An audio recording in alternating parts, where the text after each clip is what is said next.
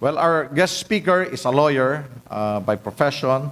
He finished his law degree from the University of the Philippines, Diliman, and his Master of Law in Public International Law at the London School of Economics and Political Science through achieving scholarship grant from the British government. He was also accepted at the Fletcher School of Law and Diplomacy at Tufts University. He started his legal career at the prestigious Angara, Concepcion, Cruz, Regala, and Abello law offices, or ACRA law. In his past career, he occupied the position as the President and Chief Executive Officer for Weber Shandwick, Manila, Chairman for Pantranco, North Express, the Director and/or legal and financial consultant of various government-owned and controlled corporations, such as the GSIS, MIAA, NFA, the PASCOR, FTI, DOTC, and CESA. He also served as press secretary and presidential spokesperson during the administration of the former President Joseph Ejercito Estrada. Relatedly, he was also the campaign spokesman and media bureau director of former Defense Secretary Gilbert Teodoro, who ran for president in 2010. He recently accepted membership into multi-sectoral Governance Council of the Philippine Air Force Flight Plan 2028 and was also re-elected as member of the Board of Governors of Manila Overseas Press Club, for which he also serves as spokesman. At present, he is the Chief Operations Officer of Silangan Mindanao Mining Company and the Senior Vice President for Public and Regulatory Affairs of Philex Mining Corporation. Ladies and gentlemen, without much ado, our guest of honor and speaker, Managing Director, Government and Public Affairs, MVP Group of Companies, Attorney Michael T. Toledo. Good morning, sir. Magandang umaga po sa inyo lahat and good morning. Thank you very, very much, Colonel Durante, for that very kind and warm introduction. My heartfelt greetings and congratulations to the Presidential Security Group, or the PSG, on the occasion of your first ever Transformation Day. My congratulations too to the most Transform awardees. You truly deserve those awards, and I am very proud of you. It is indeed my privilege and honor, and I mean that from the bottom of my heart, to be with you this morning. So my thanks to Colonel Jess Durante, to Colonel Freddy de la Cruz, and to my tokayo, Lieutenant Colonel Michael Aquino, for this kind invitation. Actually, this is my very first time to deliver a speech or a talk virtually. I've never done this. I have been invited in the past to speak, but it is always in person. So I felt, how do I do this? It's really part of the changes that we're adapting to the new normal. But one thing is certain, this speech that I will give today, or this talk, is something that I will never forget, and I'm sure you will also never forget, because they do say that you will never forget your first time. There is a quote from Julian Michaels, one of the world's leading fitness experts, that is inspirational where transformation is concerned. And it goes like this: it is not about perfect, it's about effort. And when you bring that effort every single day, that's where transformation happens. That's how change occurs. I would be hard-pressed not to talk about this pandemic. We are still under general community quarantine, or GCQ. When the enhanced community quarantine was implemented mid-March, our immediate attention in the MVP group of companies was focused on three of our most important constituents. First, the health and financial well-being of our employees.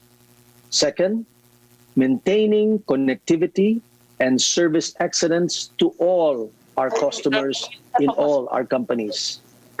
Third, assistance to the government in caring for those most affected. COVID-19 is said to be a great leveler. From one perspective, it is, because it can affect anyone, regardless of economic class, gender, or age, of whether you are in the armed forces or not. From another perspective, though, it is quite the opposite, because it has inflicted the most pain on our daily wage earners and our medium and small industries.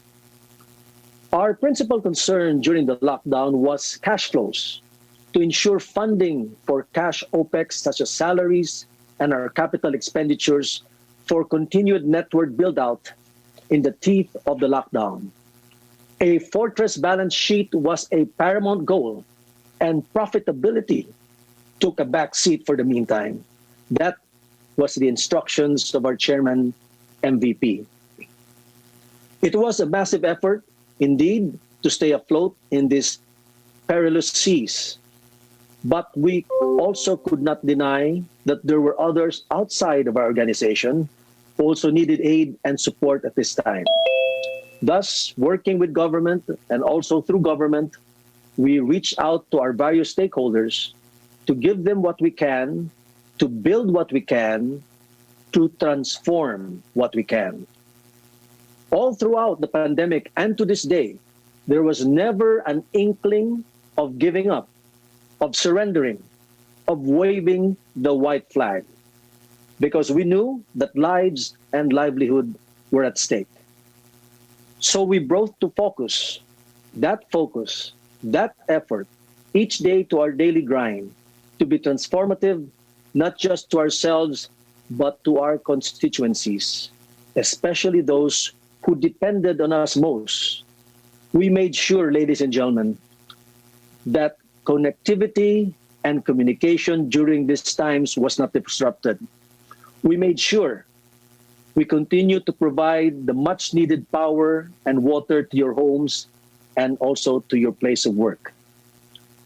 My involvement as a member of the Multi-Sector Governance Council of the Philippine Air Force, of which I am a proud member, has made me very much aware of the Philippine Air Force Flight Plan 2028 and the Armed Forces of the Philippines Transformation Roadmap.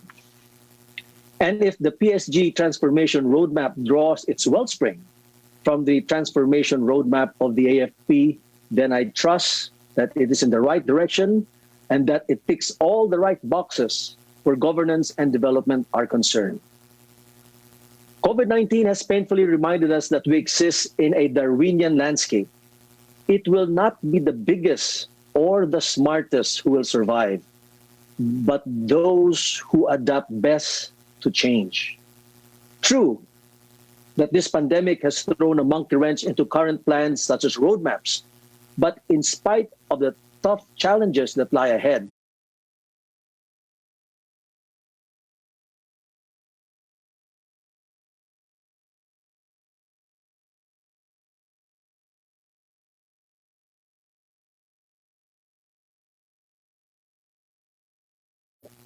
there are also opportunities to adapt, to innovate, and to excel, especially in the realm of leadership, as in the case of every man and woman, officer and soldier gathered here this morning. There is a book written by Harvard professor and author Nancy Cohen called Forged in Crisis, Leadership in Turbulent Times. And I urge you to buy and get this book and read it. We recently had her to speak in front of the MVP group of companies in one of our corporate governance seminars, which is required by law. And she was fabulous and fantastic. For 2 decades, this author and historian, Professor Cohen, has studied great leaders and has come to this proposition, or these propositions, that real leaders are not born, but are made, forged, transformed in crisis. Last April, Professor Cohen wrote an article in the Harvard Business Review that specifically dealt with leadership forged in the COVID-19 crisis. She said that we are living through a global health crisis with no modern-day president, and that what governments, corporations, institutions, and other organizations need now more than ever are real leaders. According to Cohen, leaders become real when they practice a few key behaviors that gird and inspire people through very difficult times. Let me then leave you with 4 points from Cohen on what we can learn from how some of history's iconic leaders acted in the face of great uncertainty, real danger, and collective fear. First, acknowledge people's fears, then encourage them with resolve. We are perhaps familiar with the immortal words of US President Franklin Delano Roosevelt, or FDR, that the only thing we have to fear is fear itself, or that of British Prime Minister Winston Churchill during World War II when he said, "We shall not fail or falter, we shall not weaken nor tire, neither the sudden shock of battle nor the long-drawn trials of vigilance and exertion will wear us down. Give us the tools, and we will finish the job." Second, give people a role and a purpose. Real leaders charge individuals to act in service of the broader community. They give people jobs or tasks to do. Third, emphasize experimentation and learning. To successfully navigate crisis, strong leaders quickly get comfortable with widespread ambiguity and chaos, committing themselves and their subordinates to navigating from point to point through the turbulence. This is where innovation comes in, adjusting, improvising, redirecting as the situation changes and new information emerges. And we all know nowadays we get a lot of new information, even with respect to this virus, as it constantly mutates and changes. We don't even know how sure we are what is exactly the right vaccine or the right cure for this pandemic. Mistakes, no doubt, will be made along the way. But the true mark of excellence in this regard will be how to be able to pivot quickly as this happens and to move forward and upward with better resolve. Fourth and lastly, manage your own and other people's energy and emotions. Crisis takes a toll on all of us. It is exhausting and can lead to burnout. For those of us who lost loved ones during these times, it can also be very, very devastating. One critical function of leadership during intense turbulence is to keep our finger on the pulse of our people's energy and emotions and respond as needed. So let me, ladies and gentlemen, in closing, I wish to say that all of us, regardless of rank, position, office, or unit, enlisted or civilian personnel, will be remembered for how we manage ourselves and others during this time of crisis. The challenges are there, indeed, but so are the great opportunities that we may respond accordingly. Thank you very much. So, sinong Pleasant gustong goodbye to all. Maraming magdagdag salamat o po sa inyong lahat. mag-refine ng Thank you very konti much. or mag-comment? So, anybody dun sa ating pagbasa at pag-analyze. So, ulitin ko lang. So, dalawa yung yung IEO, yung dalawang may problema doon. Balik na lang daw sila. Tapos yung distribution, yung kanilang timing na sinasabi.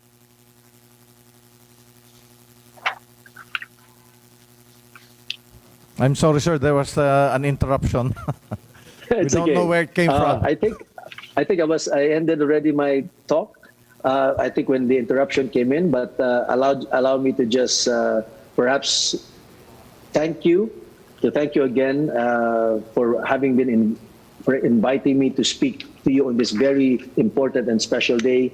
It has been quite an honor for me, and this is something I will never forget. Maraming salamat po sa inyo lahat at sa inyong pagdinig sa aking talumpati.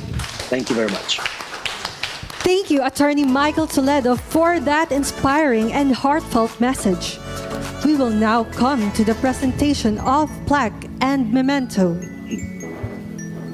To express our gratitude to our guest of honor and speaker, may we call again on Colonel Durante, Group Commander, to be assisted by Colonel De La Cruz, Deputy Group Commander, and Colonel Alwad, Chief of Staff, PSG, to present the plaque. Headquarters, Presidential Security Group, Malacañang Park, Manila.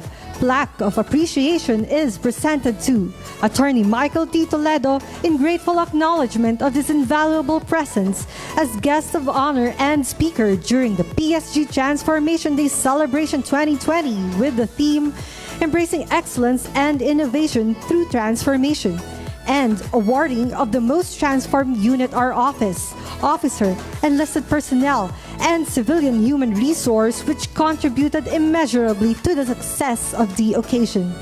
Given the 6th day of October 2020 at Headquarters Presidential Security Group, Malacañang Park, Manila. Signed, Colonel Jesus P. Durante III, Philippine Army General Staff Corps Commander. Maraming salamat. The Maraming PSG salamat trooper and tokens are also presented to our guest of honor and speaker as a memento.